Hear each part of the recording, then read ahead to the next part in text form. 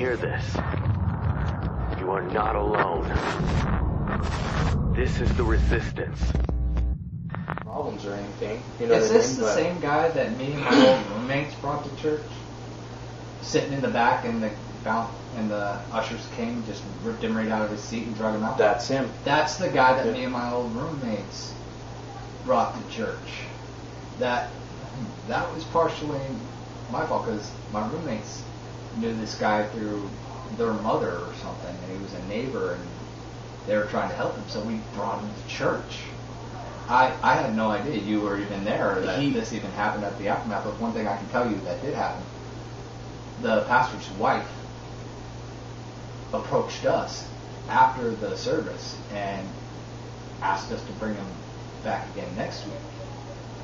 So I will But say she that did for ask her. you to bring him back sober. Yes. But see, that's the point that I'm trying to get at here with this non-denominational they don't thing. want that kind of stuff in their church. That doesn't matter. You know, that church up and down claimed, come as you are, come as you are. I think that was the last time I went to that church, too, because of that. Come as you are. Come as you are. You don't have to bring money. You don't have to just, come in whatever you can come in. Whatever clothes you could come in. But I'll tell you what, that fucking church was a fashion show from hell. Everybody had to upstage everybody else. Why do you think I stopped going? I got several times tried to be upstaged when I was going there. I was involved in the praise and worship team. Was involved in the youth praise and worship team, the youth acting, and the shows that we put on. I was very involved in that church. I went Monday, Tuesday, Wednesday, Thursday, skipped Friday, went Saturday and Sunday. I only had one day off from church. I mean, that's how hardcore Christian I was going to church and helping out with the church and doing all this stuff. Yeah. But, I mean, and it started from early in the morning till late at night. But that was the last time I went to that church, was after that guy came in. And this is what we're trying to discuss here as far as watered down Christianity, these different, denominations and these different, interpretations of the Bible. But my point in saying all this, and the point in bringing this up, is that this is a floodgate of hypocrisy.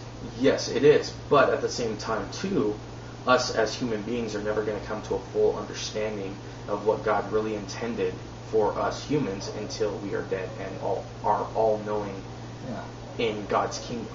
Okay, well, getting back to the whole watered down thing, do you think that the human race could in fact have a better understanding that the Christian belief system would not only be fuller, but also have a much better success rate in conversion turnaround if you had the, quote, fullness of the gospel that wasn't watered down by the loss of text documents or the suppression of text documents or even just the watering down of the belief system to suit one's own ends? I don't think text documents has anything to do with it. Okay. I believe that text documents has a lot to do with Christianity. Don't get me wrong. I believe it has a lot to do with religion. But I do not believe it has a lot to do with the hypocrisy that goes on in the church. I think the hypocrisy has to do with the individual, and I think the individual needs to take responsibility for their actions. Oh, no doubt there. There's going to be hypocrisy no matter what. But what I'm wondering is if we had the whole freaking enchilada, the way it was when Christ was on earth, the church. If we had the church today that Christ set up 2,000 years ago, all the same documents, everything. If the Catholic Church hadn't suppressed anything, if Martin Luther hadn't dropped any books out, if we had the actual religious belief system, and all these documents, do you think we'd have a better understanding of what God is and even have a different Christian religion and wouldn't even have 42,000 different religions? I don't think there would be any difference for the plain and simple fact that humans are imperfect. They're going to have their interpretations no matter what the text says. I believe that humans are in it mostly self-righteousness, greed, monetary value, Joel Osteen. Charging $480 to see. Yeah, he was charging between $100 and $850 just to go to a fucking revival. Yeah, And it was really sad because I actually used to have some respect for the guy because I had read an article previously that he didn't take any money from any of his church shit, that he was only turning a profit off of his books.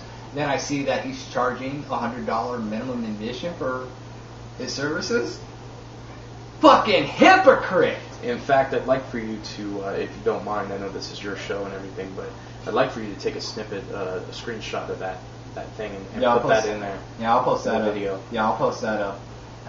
But, getting back on topic here, we have all these varying understandings of religion, and not everybody agrees because it's all a matter of interpretation. Symbolism. Let's talk about the symbolism. That's another thing we were talking about. Yeah, that is something that we did talk about. The reason why I'm not Catholic, okay? This is why. This is my main reason I'm not Catholic. And then I'll go into why. To the rosaries. And then I'll tell you why. It kind of has to do with the symbolization of Christ on the cross still. I couldn't be Catholic too much up and down. On your knees and pray. Okay, get back up. Get back down on your knees and pray. I couldn't do it.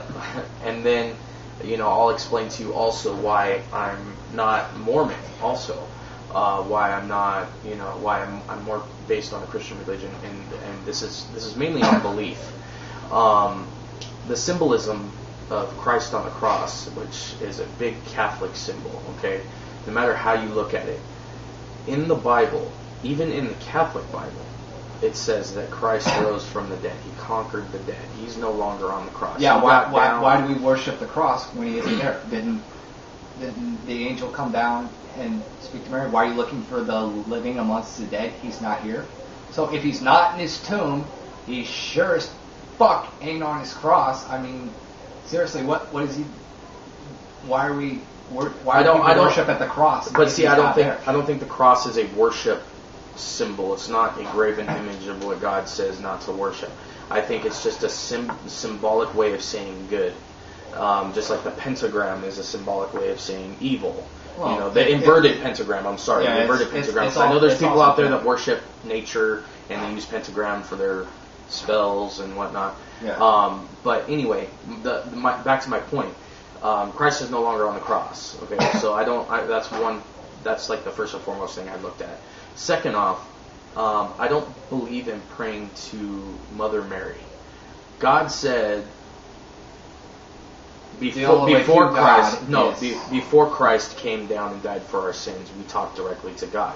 We had to sacrifice animals, the purest, the whitest sheep.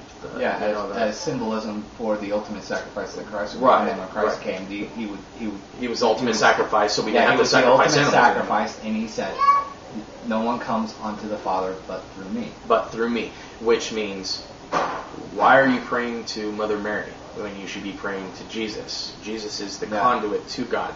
It's not as though he's still in a room any more than he's still on the cross or he's still in his tomb. Right. So that being said, that was like the second main thing, and that right there already automatically turned me away, because in the Bible it says, "Do not worship any graven images. Pray not to any other god but me." Yeah. Well, Christians subject the cross into their belief system because they say that Christ died for their sins and he died on the cross and whatnot. Well, that in itself is subjective because many people believe that it wasn't the cross that killed Christ. It was the quote spear of destiny, as it's commonly referred to, that pierced his heart. That many people believe that. It didn't pierce his heart; it pierced his side. Yeah, it pierced his heart, and he bled out water. But many people believe that that is what had killed him, and not the cross. But then you gotta remember. No, he died. Well. He died on the cross, and then they pierced his side to check and make sure he was dead, because his water would separate from his blood, and instead of blood coming out, water would come out. And as you've seen in the movie The Passion of the Christ, when the guard pierces his side, it's just nothing but water that hits him in the face, and he succumbs to his knees and whatever. Yeah.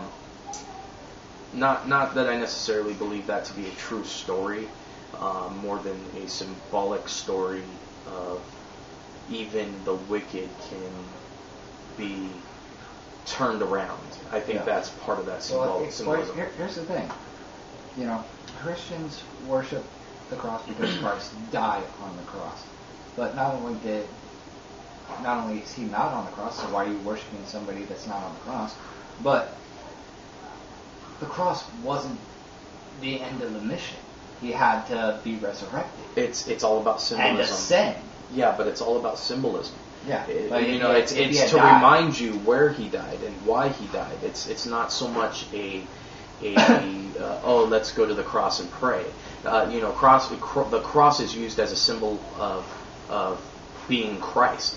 When they say drop to your, or carry my cross, or pick up your cross and follow me means pick up your burden. Christ carried the cross. That was his burden to bear, and it's just a symbolic message to us Christians to remind us what Christ did. That was his burden, and it's to dude, it's giving me goosebumps. It's to remind Christians that this is what happened, and when you look at the cross, I have a cross sitting right there, which is why I keep pointing that way. I have a cross on my wall. It's one that my wife's mother made, or grandmother made for us. But anyway, what I'm trying to get at is that it's just symbolic of good. It's not necessarily a graven image or whatever. It's a remembrance thing. It's a reminder to let us know what he did for us. Yeah.